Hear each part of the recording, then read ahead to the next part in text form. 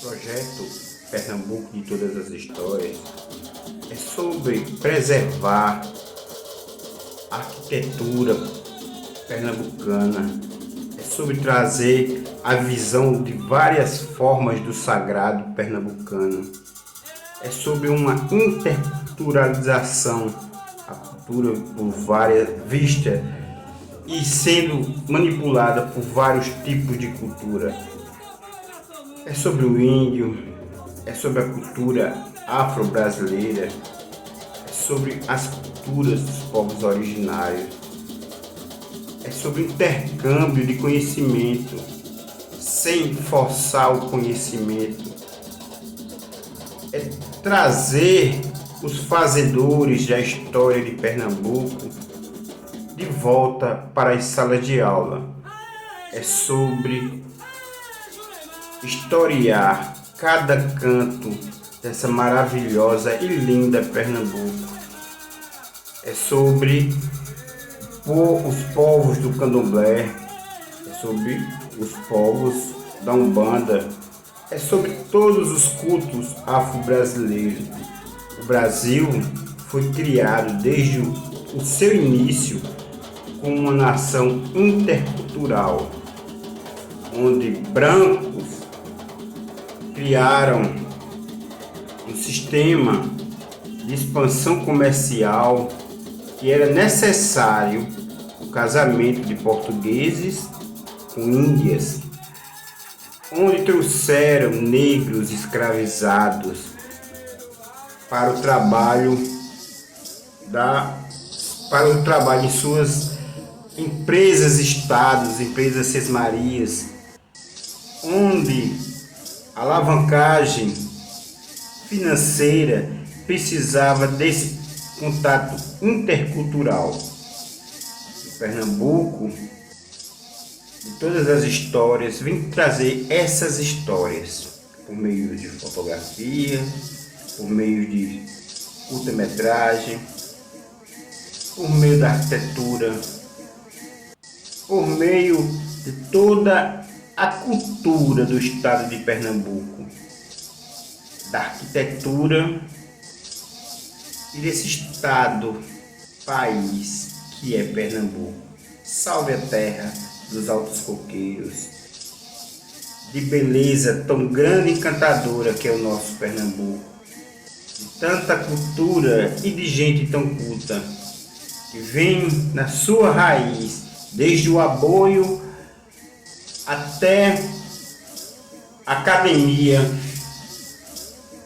pura cultura, pura sabedoria.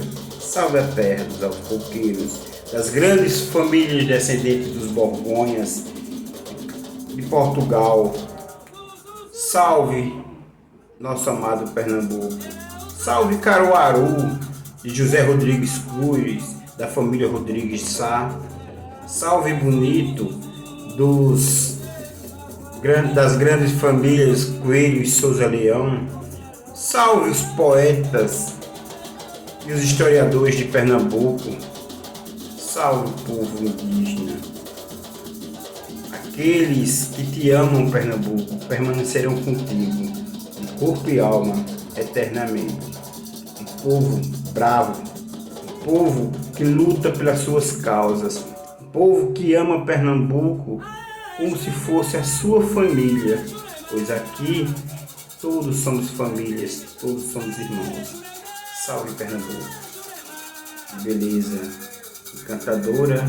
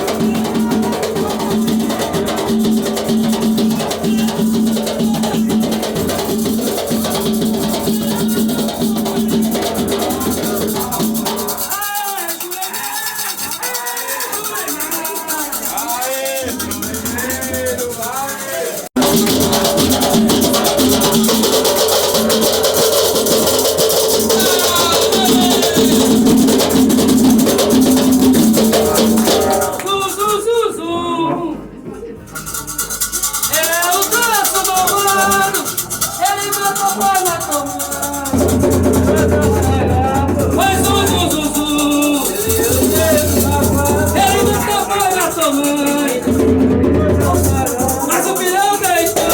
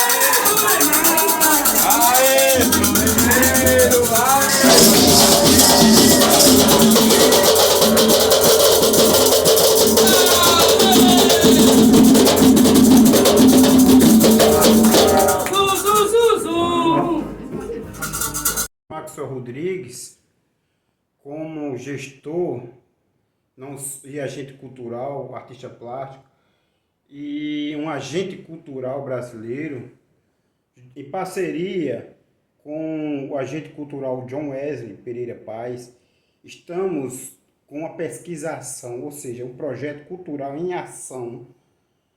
A princípio, estamos executando ele com próprios recursos, com pesquisas de campo saindo do nosso próprio bolso, sem patrocínios do governo federal e nem estadual. E por enquanto ainda não sem o comércio, né? Mas em breve estaremos buscando, fazendo a captação de recursos com o comércio para essa pesquisação nas cidades que propomos a fazer agora em 2025, que são Buíque, Arco Verde, Sanharol, Pesqueira, Caruaru, Recife, Zona da Mata e Rio Largo, e também Alagoas e também a Paraíba, onde houveram, no período de 1534, e eram territórios de Pernambuco, por isso Pernambuco de todas as histórias, aldeamentos e quilombolas, né? E estamos catalogando não só a arquitetura da época imperial, como documentando para os museus João do Campo, Museu Jack de Molay, sede e Museu Jack de Molay, Anexo 3, Caldas Novas, Goiás, a história desses quilombolas, dos povos de terreiros, das comunidades indígenas, da arquitetura e dos descendentes borgões que contribuíram para a história do Brasil no período colonial, né? Nordeste, Centro-Oeste, Sul, Norte do nosso Brasil. E caminhamos com o projeto de discussão das artes, que em breve estará sendo também catalogado em vários editais do governo estadual, federal e no Ibercultura Viva. Então, prossiga agora com a continuação dos vídeos. Você sabe o que é interculturalidade? Aqui no acampamento Terra Livre, a interculturalidade não é só um conceito bonito, ela acontece o tempo todo. É quando um parente aparece todo ornamentado e de patins. É quando alguém canta no idioma tradicional e em seguida pega um microfone para discursar em português. Interculturalidade é quando a gente mistura o que é nosso com o que vem de fora e continua sendo indígena. Não é contradição, é resistência. É adaptação sem abrir mão de quem nós somos. E se acredita que por muito tempo isso foi visto como um problema. Chamavam nossos parentes de índios aculturados, como se fosse possível deixar de ser indígena só por usar um celular ou morar na cidade. Esse termo foi usado para apagar identidades, negar direitos e tentar nos encaixar no modelo de índio ideal, aquele que não incomoda, aquele que não ocupa e que não reivindica. Mas a Constituição de 88 reconheceu que ser indígena é pertencer a um povo e não ao estereótipo. É cada indígena que caminha neste acampamento, com seu jeito próprio de existir, reafirmando isso. A interculturalidade é o retrato do nosso tempo. É quando o ancestral e o contemporâneo andam juntos. É a nossa identidade e isso ninguém tira. Nós estamos aqui há milhares de anos. E apesar de tudo, continuamos firmes, fortes, em pé. Você pode fingir que não se importa, que não vê. Mas estamos aqui, lutando há muito tempo, e mais do que nunca, contra o tempo.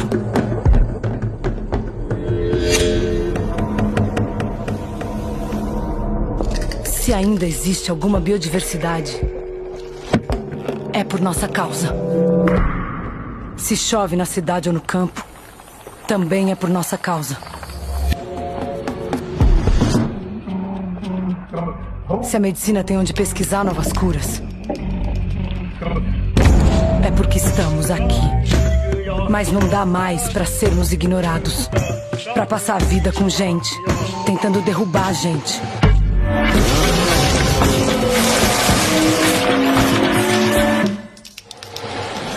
Até porque vamos seguir resistindo, firmes, em pé. Porque nós somos a floresta. E a floresta somos nós.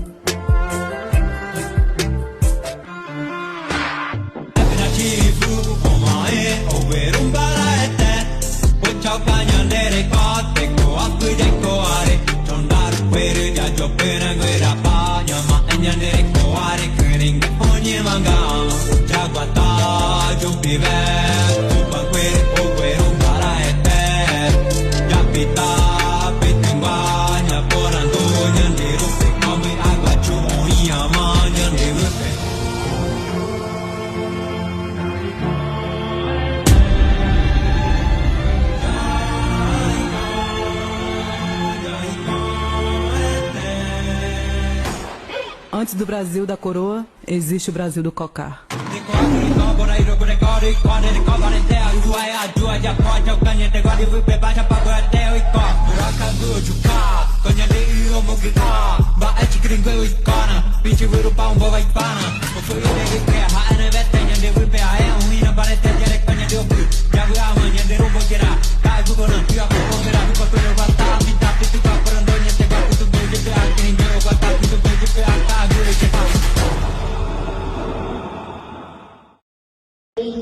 Ela fala sobre a Amazônia que está queimando, sobre os animais que estão morrendo, sobre a água que está sendo poluída pelo minério, pela poluição. E essa música, ela significa muito para mim. Ela fala para não matar mais os animais, não mais destruir a floresta, porque se não tem comida para a gente sobreviver na floresta, o que a gente vai sobreviver? E eu quero cantar essa música para vocês. Sou índia, sou filha da mata, me ouça, seu moço, com muita atenção. Eu vim da grande natureza, minha beleza é a minha nação. Sou a cultura, sou a arte de um povo guerreiro que tem devastação. Eu vim da grande natureza, minha beleza é a minha nação. Eu sofri, chorei, de tristeza e de dor, fuga de cabanagem, massacre de um povo que Tucana deixou. Eu sofri, chorei, de tristeza e de dor, fuga de cabanagem, massacre de um povo que Tucana deixou. Mataram meu povo, roubaram meu ouro, tão triste eu fiquei. Pedi ajuda no pão, que meu povo ouviu aqui estarei. Eu nunca fui de guerra, eu sempre só quis paz. Vamos nos dar as mãos, unir nossas forças e vencermos mais. Sou nação brasileira, eu amo meu país. Minha morada é floresta, minha terra é tesouro, o meu povo é raiz. Sou nação brasileira, eu amo meu país. Minha morada é floresta, minha terra é tesouro, o meu povo é raiz.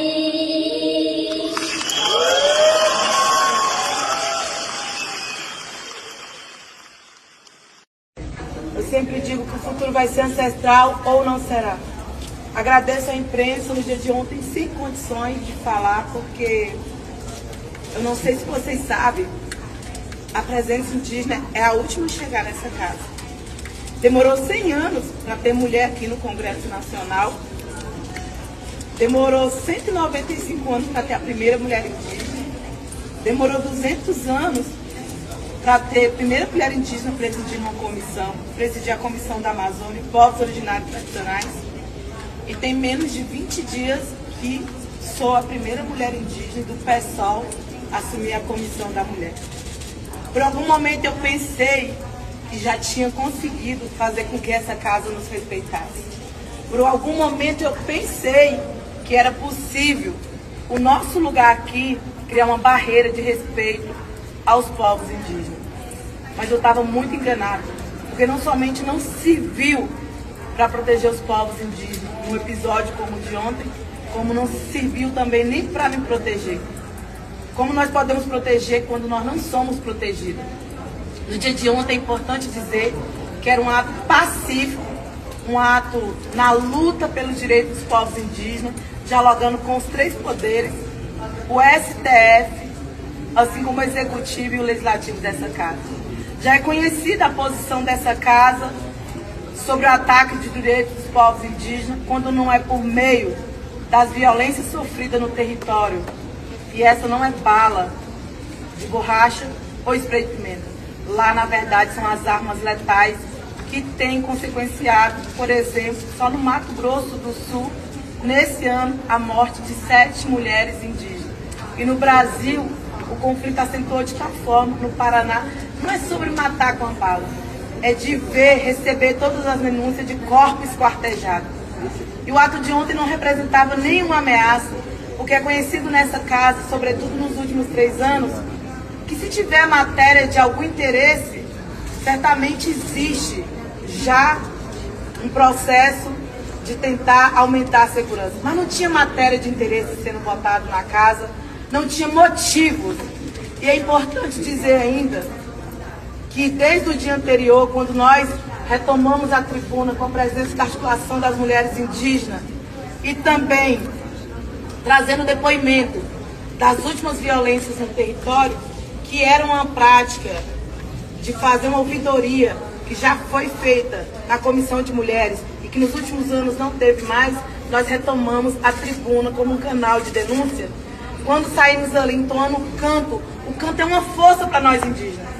Os parlamentares dessa casa se alimentam com a voz esbravejada, se alimentam com arrogância, mas o único jeito de me alimentar na solidão desse Congresso Nacional é quando as mulheres indígenas chegam aqui, os parentes indígenas chegam aqui. A solenidade, que inclusive mesmo com todo acordo com a situação dos Maracá, que teve restrição, assim como o ato da mesa também, que teve restrição de não entrar com nenhum manifesto, mas dizer que naquele momento o canto não está nesse ato da mesa. E já ali a DEPOL várias vezes me impressionando, no primeiro momento, quando eu estava com as mulheres indígenas, e no segundo momento, quando estava recebendo a juventude para uma audiência na Comissão da Amazônia, povos originários tradicionais, dizendo que estava recebendo orientação de todo o comando, inclusive falou que recebeu ligação do presidente da casa para parar o canto, que eu não podia, que eu tinha que orientar os parentes, porque estava assustando as pessoas.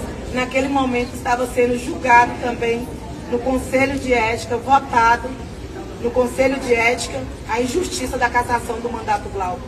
Ontem, quando, num momento bem extenso, fui fazer toda a denúncia no DEPOL aqui, além de tentar distorcer toda a forma da nossa narrativa, quando dizia, vocês não poderiam descer. Quando eu desci com o meu povo cantando, não tinha nenhuma grade. Eu até falei, como que eles estavam jogando esse tanto de spray de pimenta, essa repressão policial, se não tinha nenhum impeditivo para descer? Meu povo me deixou até parte do gramado, quando naturalmente nos 3 anos eu sempre desci, porque nós fazia inclusive a projeção no Congresso Nacional, mas esse ano não estava previsto. Mas vendo toda aquela situação de agressividade, e que já tinha muita gente voltando, eu falei, eu preciso entrar na Câmara, assim como fez todos os outros anos, para no meu exercício de parlamentar, o que qualquer um faria? É dialogar e pedir que parasse aquela repressão. No entanto, a hora que eu dei uns 3 passos adiante, não foi somente que eu aspirei um spray de pimenta de maneira não intencional de algo que estava vindo de qualquer lugar.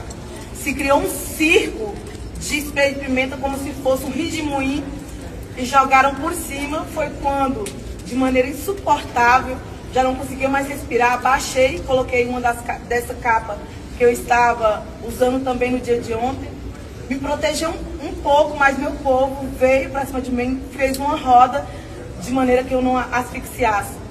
Nessa hora eles me carregaram, eu não lembro mais desse momento que me carregaram, eu já senti assim, só quando eu já estava do outro lado, eu não me lembro passando na grade lateral, sentido acho que S1, não sei, e as outras meninas que voltaram para trás. Se eu tivesse voltado para trás, certamente estaria pior, assim como elas demoraram a acordar.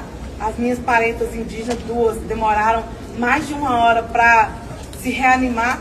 E foi quando o bombeiro também, no primeiro momento, o corpo de bombeiro negou a ajuda. Foi preciso a intervenção de advogado, foi preciso a intervenção da Articulação dos Povos Indígenas do Brasil, até eles fazer o pedido para algum comandante da PM autorizar. E eu saí pela lateral, esse meu gesto que foi de caminhar e me identificar como parlamentar, porque eu precisava entrar para dentro para tomar alguma providência nesse exercício, foi quando, além de me negar ajuda, duvidaram que era parlamentar e toda a nossa assessoria mostrou crachá, chegaram a liberar a nossa assessoria, mas não me liberaram em algum momento, porque eu teria que ter a comprovação que era parlamentar. E de um jeito muito desumanitário, porque olhavam para a gente, inclusive dizendo, se a senhora passar, se você passar, não pode voltar para ficar passando informação. Que informação? E depois, quando chego do lado de dentro, até descobrir qual seria essa informação, quando estava dando depoimento, eu já estava bem agoniada. Falei, eu quero acabar agora com o depoimento, que eu já vi as pessoas meio tensas. Não pude falar com a imprensa no dia de ontem, não tinha condições, mas foi importante para entender o que estava acontecendo no momento. Até chegar na sala, a deputada Sâmia estava também no momento, as assessorias jurídicas de diversos partidos, sobretudo do PSOL, e que além de toda a repressão, na reunião no dia anterior com a segurança do Distrito Federal, quando a Articulação dos Povos Indígenas estava fazendo o diálogo, tinha algum microfone aberto quando vazou um áudio de um celular identificado com determinada sigla, que está no documento também feita na representação ao STF, que nós já fizemos nessa instância, além de fazer outras denúncias fora da casa, não somente no DEPOL, mas também com a PM do Distrito Federal, que a pessoa, o militar dizia que deixa eles descer e vamos meter o cacete. Essa denúncia é muito, muito, muito grave, porque demonstra uma permissibilidade para usar como estratégia de criminalização aos povos indígenas, para usar de alguma maneira para beneficiar, porque todas as pessoas falavam, inclusive, sobre a questão, eu preciso fazer isso, a DEPOL me falou, eu preciso fazer isso porque depois do 8 de janeiro isso é uma ameaça. Não pode comparar nós com uma ameaça. Na narrativa do DEPOL, ele fala, você não pode avançar, como se não respeitasse meu espaço institucional e me colocasse apenas no lugar preconcebido que historicamente do racismo é colocado, de apenas me considerar, eu sou indígena, eu sou parte e faço isso com muito respeito aqui dentro dessa casa. Poderia usar da força que, por exemplo, no dia anterior, poderia ter ocupado o Conselho de Ética E ainda foi falado pelo DEPOL quando eu falei, se fosse com qualquer outro deputado, deputada não tinha feito a mesma ação. E eles falavam, nós teríamos tomado a mesma providência, porque isso é uma forma de segurança quando tem um movimento de massa.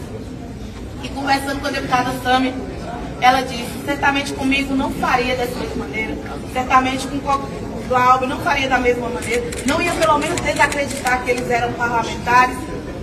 E foi quando custei dormir, vocês não sabem o que é o gatilho do racismo, quando 2017 já tinha passado pela mesma repressão policial, quando ainda no movimento nós depositamos aqueles caixões que representavam 243 parlamentares que votavam contra os povos indígenas, rasgou minha orelha. E entrei nessa casa, todo dia no meu gabinete eu olho do lado de fora, pensando como nós entramos do lado de dentro. E foi quando eles responderam, iria tratar da mesma maneira se fosse outro parlamentar. E refletindo muito, penso que agora nesse momento o sentimento é que se vocês olharem para os últimos acontecimentos, todos os parlamentares do PSOL estão sofrendo alguma penalização. O companheiro Glauber, que teve seu relatório votado, sem sequer anunciado, só anunciado o voto mesmo, nessa última semana.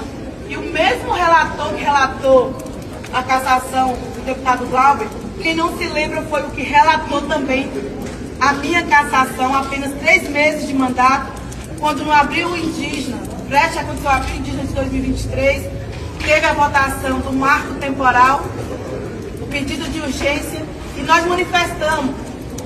Alguns falaram de assassino, eu falei de genocídio legislado e canetado. E o que é, se não for genocídio canetado e legislado, o que aconteceu com a votação do marco temporal?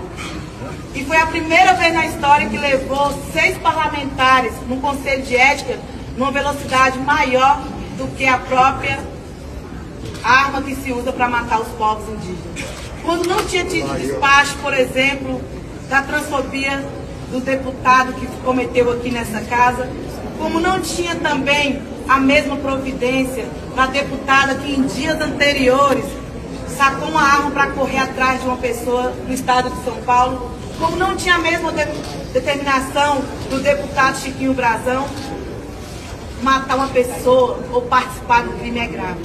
A cassação do deputado Glauber é de maneira arbitrária e tentou fazer isso com o nosso mandato. Só não fizeram porque já tinha uma orientação para ter 2 pesos e 2 medidas. A ideia era tomar uma punição, 2 da esquerda e 2 da direita, como 2 pesos e a mesma medida. Só que tomou uma proporção tão grande o ato pelo Brasil, que nós fizemos ato em São Paulo, ato no Rio Grande do Sul, ato em Minas Gerais, foi quando eles retrocederam desse lugar.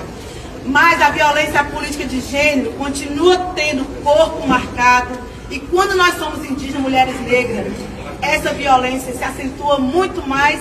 Então, o que se percebe nessa casa é uma orientação para perseguição a parlamentares do PSOL, quando o deputado Talíria, a deputada Sami, inclusive, teve a sua segurança retirada depois da morte do seu irmão, de maneira, inclusive, nem comunicada. Se percebe aqui que assim como existe necropolítica, quem vai viver, quem vai morrer, existe um necroparlamentarismo aqui no Congresso Nacional. Escolhe quem vai viver, quem vai morrer, escolhe quem vai falar, quem não vai falar, escolhe quem vai, inclusive, votar projeto e quem não vai votar projeto, porque precisa reduzir a nossa presença para dizer que nós somos invisíveis. Então essa é a forma de matar, não somente com a arma. De manhã, tentei escrever algumas coisas do meu sentimento, embora eu seja uma pessoa da oralidade. Tentam nos matar todos os dias, não só com o corpo, mas com a vontade, matar a nossa determinação, a nossa vontade de levantar da cama, a nossa vontade de fazer enfrentamento a esse Congresso Nacional, que em maioria é homem, somente menos de 100 parlamentares mulheres, e ainda nos coloca na representatividade. Tenta nos matar a coragem, o sorriso, a nossa potência e a nossa alma. Porque nós não queremos estar no Congresso Nacional só para ser parlamentar, nós queremos estar inteira e viva. Porque não podemos lutar se estivermos mortos. Não somente fisicamente, mas sobretudo o entusiasmo de ser parlamentar. Tentar silenciar as nossas vozes, fechar os nossos olhos de diversas formas. Além de tentar fazer ter medo, sobretudo tentar apagar nossa história. Tentam matar, mas se esquecem que não andamos só, que somos da terra e que para a terra também voltamos ao pó.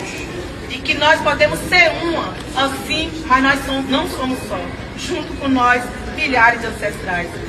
Que mesmo com o desprezo, o desacalento, sabemos que o cobertor para aquecer o frio e o coração daqueles que é congelado aqui no Congresso Nacional, com a falta de humanidade e de humanidade. Todo mundo pode ser humano, mas alguns precisam urgentemente retomar a sua humanidade. Se esquece, quanto mais tenta invisibilizar, apagar a nossa luta de quem chegou muito antes, mais a...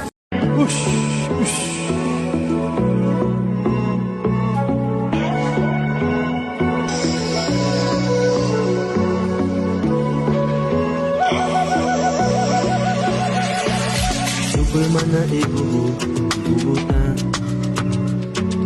coba mana ibu bubutan. Kayawan keke, kayawan keke.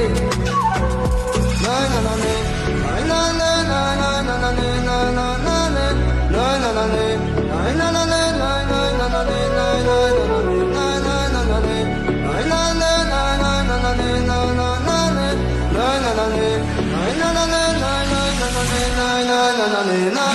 na.